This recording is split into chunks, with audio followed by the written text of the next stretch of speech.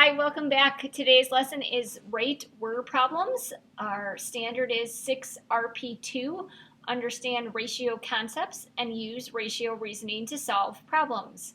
Your I can statement is I can use my knowledge of unit rates and equivalent rates to solve problems. So get ready, it's the last lesson of the unit. Once you have that stuff written down, then go ahead and get started with our first problem here. We're going to try to solve this ratio problem by using equivalent ratios. If you remember, that's kind of like two fractions that are equal to each other. The key is going to be to use our units. What are we talking about in the problem? So our problem is the ratio of the number of text messages sent by Lucas to the number of text messages sent by his sister is 3 to 4. So it tells us the number sent by Lucas to the number sent by his sister is 3 to 4. So we start with that rate. 3 for Lucas, 4 for his sister. That's the rate. We want to set that equal to another rate, and then there's going to be one more piece of information in the problem. In this case, it says Lucas sent 18 text messages himself. How many text messages did his sister send? So our last piece of information is about Lucas. Since Lucas was on top, we're going to put Lucas on top for this fraction as well. Come on, buddy, 18. Nope. There you go. We're trying to figure out how many did his sister send, so that's our missing number, and that's for his sister. Make sure you have the whole problem written down, not just our work. And now we look to make an equivalent fraction or equivalent rate. So ask yourself, what did I do to 3 to turn it into an 18? Well, I multiplied times 6. Whatever you do to the top, you got to do to the bottom. So we multiply by 6 down here. 4 times 6 is 24 text messages for his sister. And there's our answer that I circled really poorly. All right. Example number 2, pause it. Make sure you have it written down so that you can show how you set it up. Heritage Middle School has 150 students. 2 out of 3 students in one class prefer gel toothpaste. Use this ratio to predict how many students in the entire school prefer gel toothpaste. That's some survey they're doing. So we need to go to the second sentence to start this problem out. 2 out of 3 students prefer gel toothpaste. So 2 students, gel, sure, over 3 total students. I mean, I don't know how you're going to write this. That's good enough. And then the first sentence gives us our last piece of information. Heritage Middle School has 150 students. In that sentence, there's no mention of gel toothpaste, so we need to put it on the bottom across from the total students.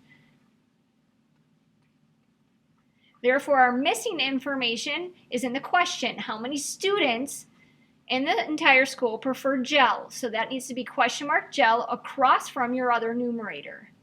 And then we can look to see our equivalent fractions. Does 3 go into 150?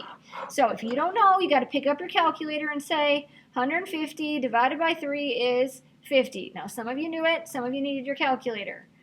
Whatever you multiply on the bottom, you got to multiply on the top. So 2 times 50 is going to give us a round number of 100 students that prefer gel toothpaste.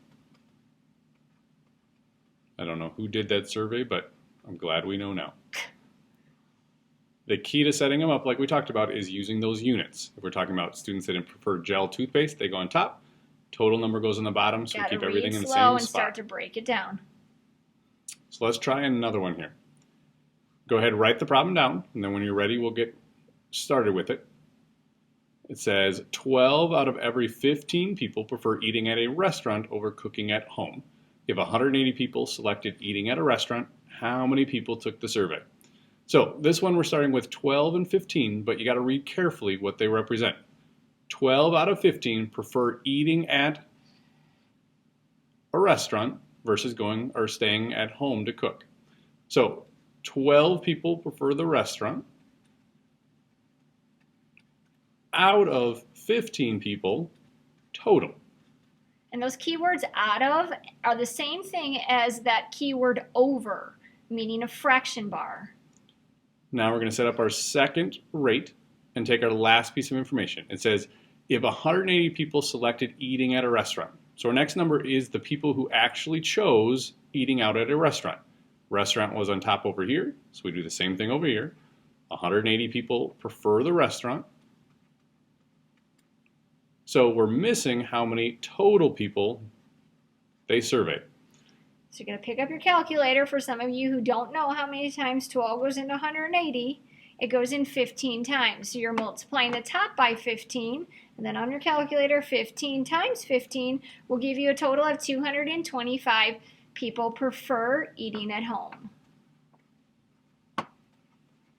So again, when you're looking at those two numerators, if you're not sure what they were multiplying by, use the technique Mrs. Please King don't gave you. guess. If you don't get a whole number, though, we're going to have to try something else, which is going to bring us to the next set of examples. All right. Hopefully by now you're getting good at getting these set up, but let's go ahead and tackle one more after you've written it down. The Millers drove 105 miles on 4 gallons of gas.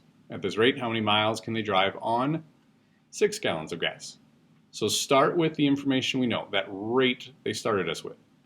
105 miles over 4 gallons of gas. It's equal to 6 gallons of gas, which should go across from the 4 gallons of gas. And then we're looking for how many miles, and that's right in the question. How many miles? So that question mark should go in the numerator. But Mr. McKenzie, 4 doesn't go into 6. What should I do? Well, remember, when all else fails, what can we turn this rate into? Well, we know we can divide by our denominator and simply turn it into a unit rate. So when one fraction doesn't go nicely into the other, let's change it into a unit rate. Because 1 goes into everything. Isn't that amazing? So this time we get, I think it's going to give me 21 point... 26.25. Wow, I was off That's on what he that meant. Miles per 1 gallon is how many per 6 gallons? So while you have 26 and 2500s in your calculator, you're going to multiply that by 6. And that's going to give us a total of 157.5 miles for 6 gallons of gas. Go back to what you know. We started with unit rates. It can solve a lot of problems. All right. Last one. If you think you know how to tackle this one already, pause, set up the problem, tackle it on your own. You may be able to just use our equivalent rates to solve it. You may need to turn it into a unit rate to solve it, but give it a try and then hit play and see if your answer matches up with ours. You can take this one. You've been hogging the airtime. I know, I have 810 calories over 3 scoops is equal to how many calories, question mark calories, over 7 scoops. Good thing we have those units. So 810 divided by 3 is going to give us a unit rate of divide by 3, divide by 3. You're just a little fast. Well, it's a you try problem. 270 calories for 1 scoop. And then multiply that by 7 to give us, okay, he's not going to try, 1,890. That one's not quite as easy. 1,890 calories. I know, I like the Mackenzie guessing game, though. Over 7 scoops of ice cream. Scoops. So our answer is 1,800 and... Kind of feel like it would be a hot dog eating contest, except for with ice cream. It would. I did have a couple people who went home and tried to eat some hot dogs last night. Oh, gross. All right. Have a good night.